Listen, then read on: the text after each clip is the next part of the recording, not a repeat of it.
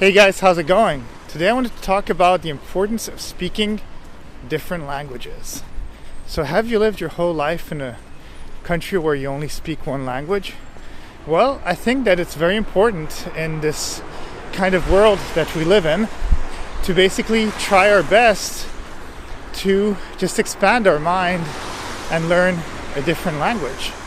Why? Well, think about it this way. If you're only using one part of the brain, then you're not exposed to other things. And what's funny is that, for example, the reason that people have accents.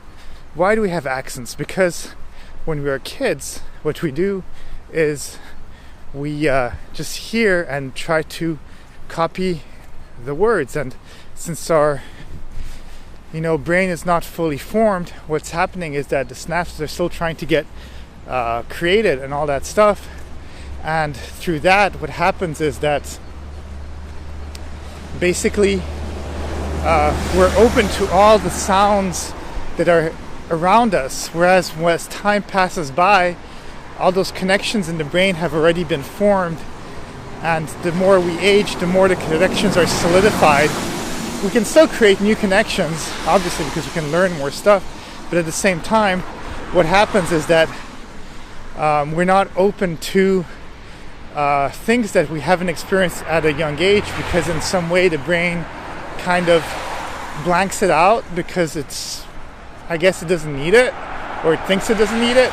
So what happens is that we're not able to hear those sounds that we were not accustomed to as a child or at a very young age. So that's a big problem. So by just simply trying to learn a new language, then you are starting to incorporate new sounds within your brain, and you're basically adding stuff that you would have never heard of before. So that's the funny thing about the brain, is that it gets used to some things, and if it doesn't need it, if it thinks it doesn't need it, it basically doesn't give it to you anymore. So that's kind of like what they say, if you don't use it, you lose it, which is true. So that's why also, like, they made studies about people who had multiple languages in their brain, and what's cool is that they realized that there's a part of the brain that has your mother tongue, but then there's also the part of the brain that will have different languages that you learn.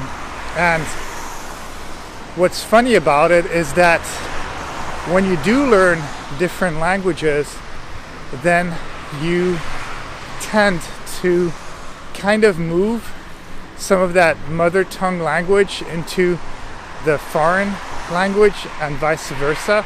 So basically your brain is expanding, which is kind of cool. So I know that it's difficult at times, and sometimes you think, what's the use of it? But think about it this way.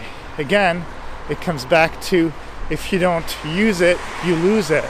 So if you want to counteract effects of illnesses such as Alzheimer's and stuff like that, it's pretty important to open yourself to these different languages. And what's cool about it is that at the same time, obviously the world is such a big place and a small place at the same time, but what's cool about it is that you are basically opening yourself up to a different culture. And if you've chosen a specific language, such as Spanish or Japanese or Chinese or any language really, but just by choosing that language, it kind of means that maybe you might have some affinity with that kind of culture or some interest in it. So by opening yourself up to that, you're able to actually get into that custom and explore it. And it's kind of fun. It takes you out of your regular routine, right? Because life can sometimes be monotonous if you're only in one place and doing the same thing every day. And it's not just about that. Life is about experiencing different things. So I think it's kind of important to just experience that and to try new cultures and to learn new languages.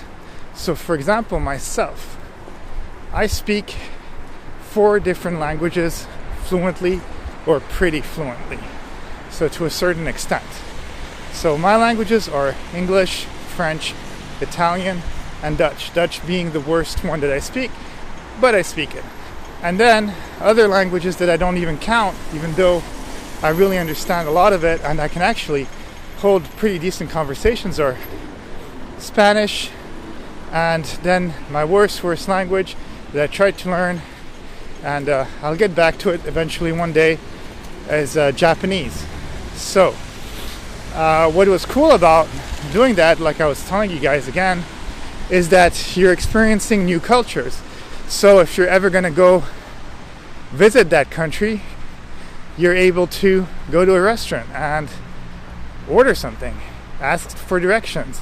And yes, a lot of these places you'd probably be able to get away with English most of the time, or just point at stuff on the menu and you'd still get your food. But I think it's still kind of fun to show people that you're making an effort. And again, you're expanding your brain. And for some reason, I always feel, and especially in America, it seems like people are scared to learn a new language, as if English is the only thing, and if they learn that language, then they're kind of bending themselves to immigrants. But at the same time, why not? And I also say for immigrants who come to a new country, like, hey, if you immigrated into a new place, it's kind of cool to know the language of the country, because then you integrate better and ultimately you get better jobs, because most jobs, even if they're jobs where you're not really interacting with people, you kind of are interacting with people no matter what, be it through email, be it through just a hello to your colleague and conversations, and you get to make more friends. So why don't people want to make more friends? So I say it's very important just to open yourself to new cultures, open yourself to new languages, and don't be scared to challenge yourself, because also at the same time, you know, it could take years. It could take years to learn it, but it's kind of like the 10,000 hour rule, right? If you practice something 30 minutes a day and you accumulate 10,000 hours into it, then eventually you'll actually be able to do it well. And if you're able to do it well, then maybe eventually you might even be able to master it. So, you know, it's not that bad. You could literally just take a simple class to get the basics. And even nowadays, if you really can't afford a class or you don't have time, there's apps like Duolingo and many YouTube people that would actually show you how to speak a language and give you classes online. So you could actually learn most of it by yourself in today's age, you know. So there really isn't any excuse. And then how hard is it to learn 5 to 10 words a day? Even if you learned 5 words a day from a language, in 100 days you'd have 500. In 200 you'd have 1,000. And guess what? By 300 days you'd actually have 1,500 words. And at that point, you're probably actually able to hold somewhat of a simple conversation with people. So it's not that hard. It's up to you to do it. Okay? Well, that's all I have to say about languages. Have a great day. Enjoy and start learning. Okay? Bye.